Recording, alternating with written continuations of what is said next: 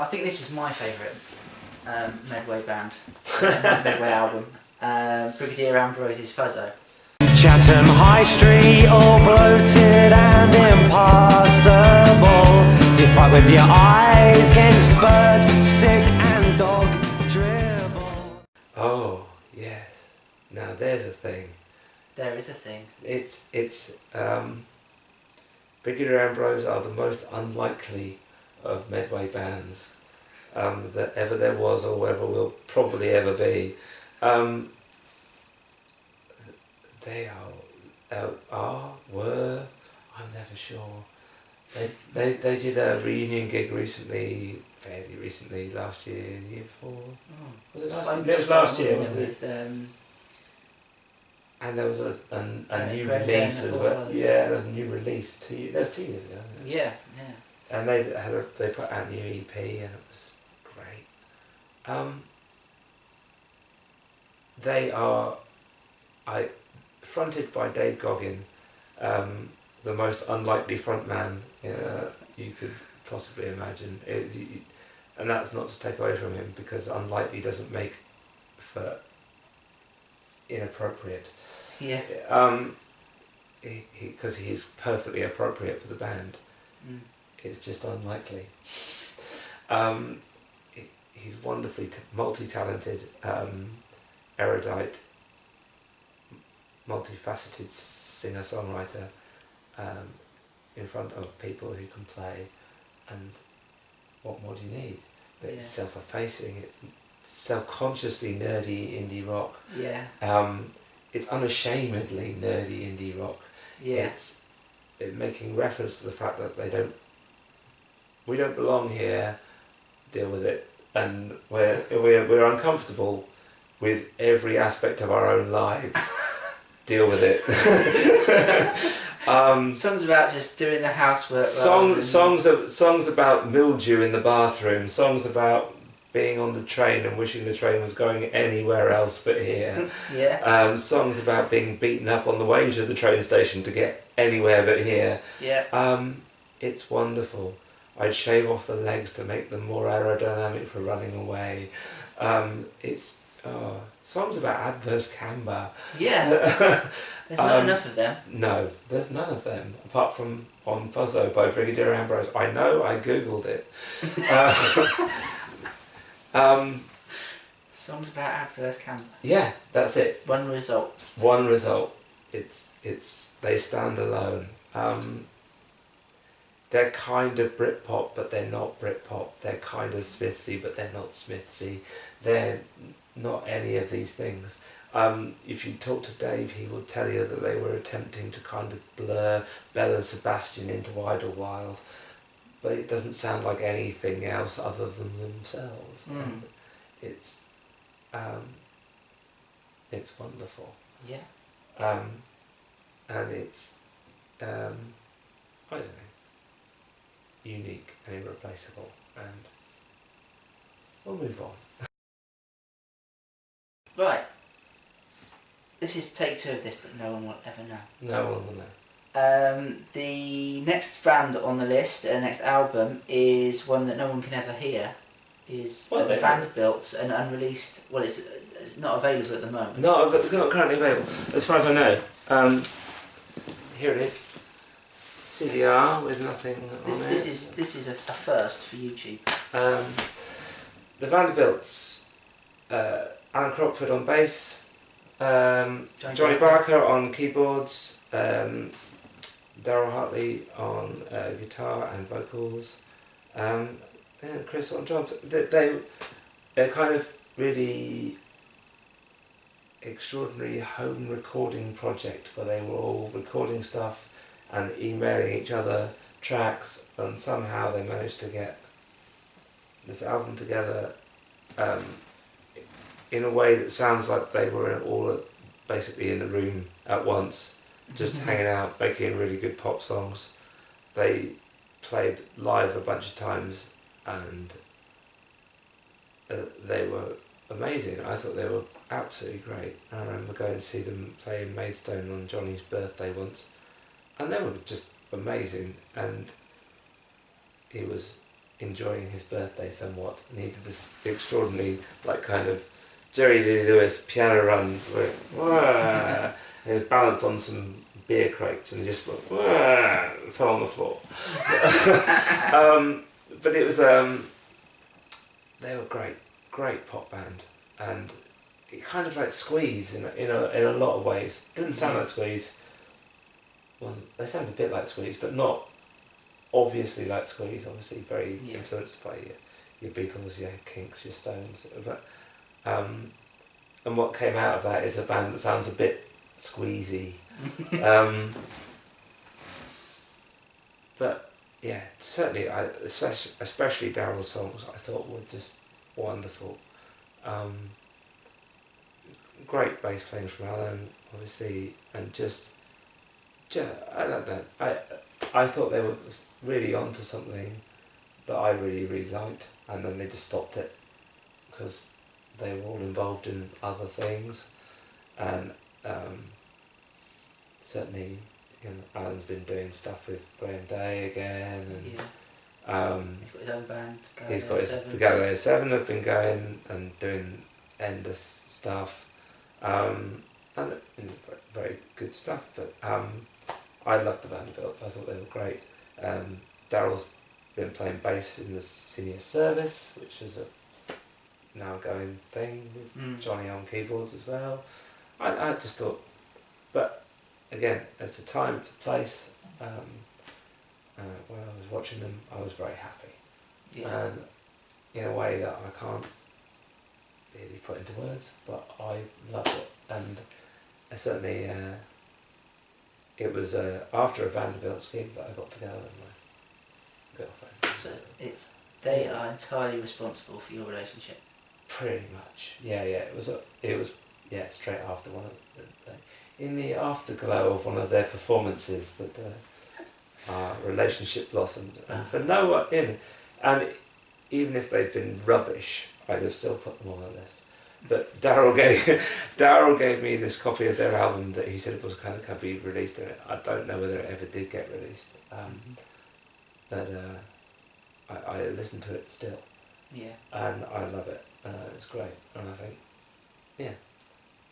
if people can get a hold of a copy and bully them into it, then does it have a name, or is it just unreleased? He just said it's the Vanderbilts album. There it is.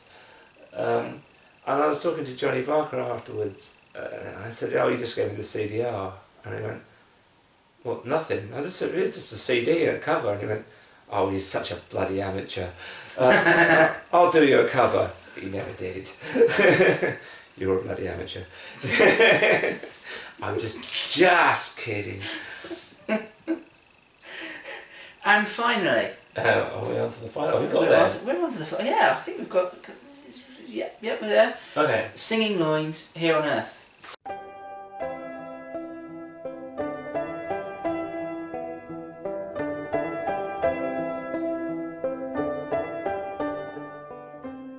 Final Singing Loins the album. final Singing Loins album. I couldn't not include a Singing Loins album. Because when I think about music from Medway, they're kind of, for a lot of people there's the Billy Childish thing, for a lot of people there's the Prisoners thing, for a lot of people there's a lot of things. But for me, Medway music is this, if you had to hold up archetype, then it's the Singing Loins in a weird way.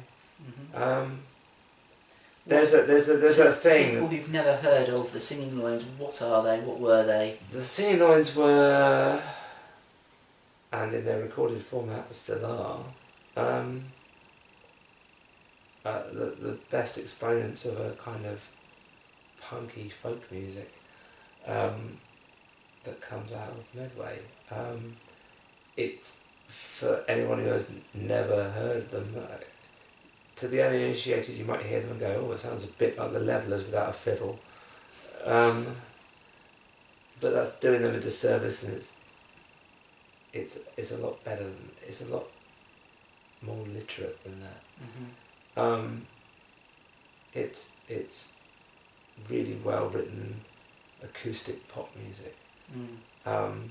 with a really, really dark lyrical edge. Yeah.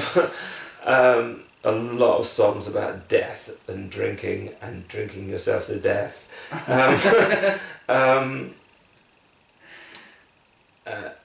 And your own personal inadequacies. But their last album, I think, is the thing they've been working towards. Again, it's like the Theatre Royal thing. Yeah. They've been working towards it, and then they got there. They got this final, I don't know, gem of a record, and then for all sorts of reasons that I will never be party to, Chris Broderick just said, "Yep, there you go. That's it. I'm stopping now. I'm not doing that anymore." Yeah. That's the lead singer, and the rest of them are now carrying on in a different way as the band Rasco. But Chris, and they did do a kind of one-off mini gig, a tribute night thing to themselves, which was an extraordinary thing. Because for a while after they split up, I could never imagine them even being in the room with each other. But that's not, not to say they couldn't be, I'm just saying I couldn't imagine them being. Yeah. They did this beautiful farewell gig at the Corn Exchange in Rochester, and it was sold out. And I remember the bass player from my band desperately trying to get in and getting a ticket off a tout. And can you imagine a gig in Medway where there's actually a tout? I can't. Yeah. And previously I couldn't imagine. I've never been to a gig that's that sold out, that there's someone reselling tickets outside for money. That's quite impressive. And it was wonderful, and it was great. I was very drunk. I do it was me and my girlfriend dancing, waltzing at the front, and then suddenly realising we were on the stage with the band and having to get off immediately.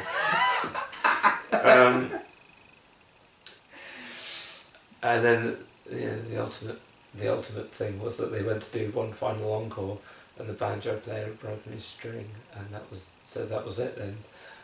And then they said, right, we're going to do this song, but we can't do it because he's broken his string. So night.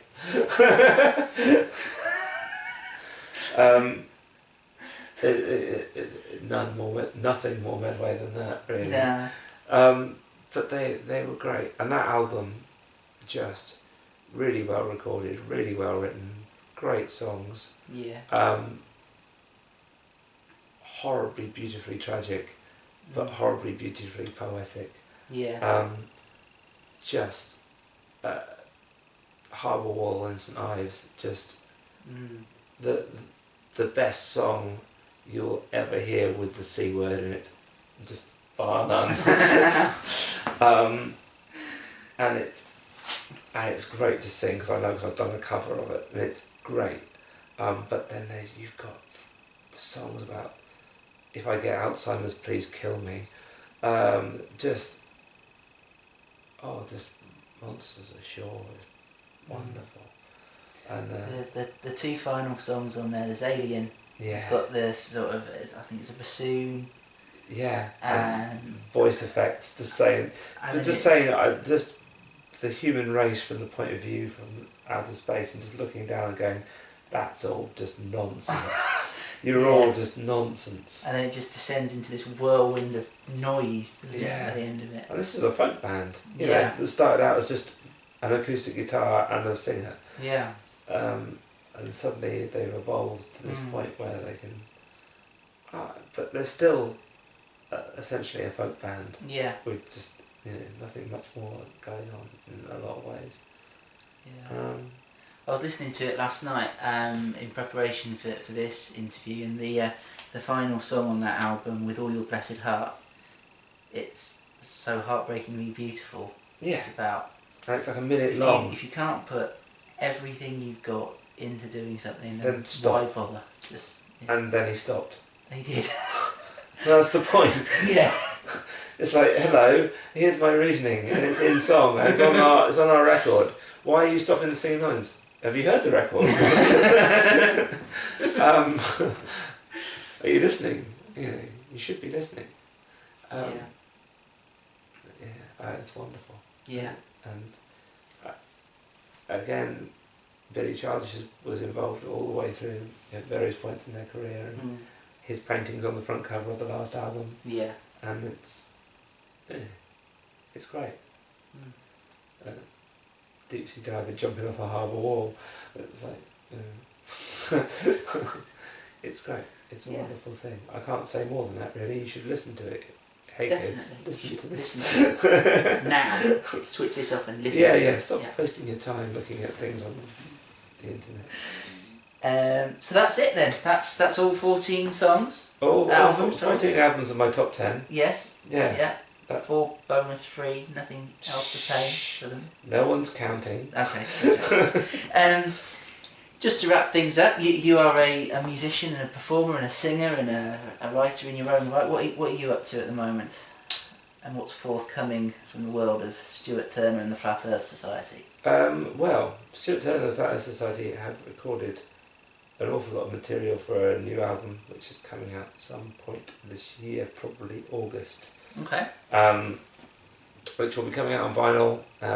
We are expecting test pressings in the next couple of weeks, so watch this space. But we've recorded far too much stuff, so we have an EP of the best of the offcuts coming out. So the album's called Scowl. The record label want to call the EP Howl. We wanted to call it the Offcuts EP, so we might call it Howl (open brackets) the Offcuts EP. Okay, strike a balance. Yeah. But it's just bits left over. But that's all of that's coming out this year. So in total, there's nearly 100 minutes of new stuff. In the interim, before either of those things come out, I have a side project that's coming out this year, which is a non-traditional album of traditional folk music that I recorded with a host of friends just before making the Flat Earth Society album, which is all traditional stuff. Yeah. Which is going under the name Abdication House. Right. Which is also being put out with the same record label. We don't know whether anyone would be interested in putting it out, but it's coming out anyway, so whether anyone's interested or not. It's that thing where it was a kind of socio-political art project, I guess. Okay. So how did that come about? How did it all happen? There was the Scottish referendum vote. Okay. A couple of years ago now, a few years ago, 3 or 4 years ago. I had 3. We had quite a few votes one way or the other. Yeah, and it all ties into the same thing, I guess. But the point was, I was slightly appalled. Again, I mentioned this earlier, but I was slightly appalled by the attitude of English people in reaction to the Scottish referendum vote. And I was slightly appalled by the prospect of being left with these English people. I like regional variance. I don't like nationalism. I would rather there wasn't. I'm getting sidetracked, but the point was, I just don't leave me with them. So I wanted to make an album of folk songs that were notably Scottish, Welsh, Irish. I wanted to do some. I'm from Dorset originally. I wanted to do some songs from Dorset. I wanted to do some songs from all this. In the idea that you can have regional variants, but you can all be part of the same thing. Okay. And I started talking about the idea to a few people, and the more people I talked to, the more they all seemed quite up for it as well. So I have Ollie Burgess from Theatre Royal comes and sings on a couple of songs. Justin Parker, who from Justin and the Argonauts, comes and plays violin. My friend Michael, who lives in Croydon, so we don't get to hang out so much. He's playing a whole bunch of instruments. Rachel from the band Larkspur comes and does some stuff. And, we all got together and we did some stuff. And Yeah. it's come out quite well. It doesn't, because they're all my arrangements. They're all done at 3:00 in the morning. They're all they're not your traditional folk arrangements of traditional folk songs. There's kind of weird, there's traditional folk songs that everyone kind of knows from Steel Eyes Fan, I guess. All Around My Hat? Not that one. No. But done in a kind of, done as a gypsy two-step kind of thing.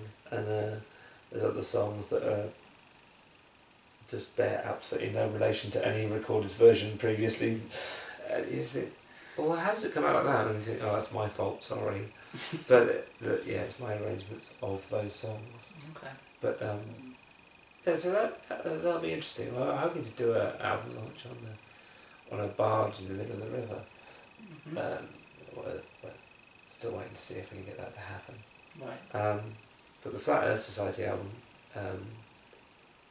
is our first proper electric full band, not moved the emphasis away from acoustic guitars, so it's our Judas record, I guess, if you will. So feel free to... Because you've had your albums historically compared to various stages of Dylan in the past, I seem to remember you saying. Yeah, exactly. So this is our... I think we've moved beyond Dylan. I think this is our... we're getting close to our Ragged Glory by Neil Young period. Which Dylan's never gone there. What we have. So this will be it's not that loud. It is live, but it isn't on the record. The record's moderated. Right. Okay. The next one, anyone who knows, it'll be like My Bloody Valentine, but possibly. Excellent. Well, thanks very much for spending some time with me and letting me sit in your house for a bit. No. And I will no doubt see you again. I hope so. Yes. Yeah. I'm not planning on going anywhere too far, and hopefully neither are you. Anyway, it's been a pleasure talking to you, and problem. thank you. No problem.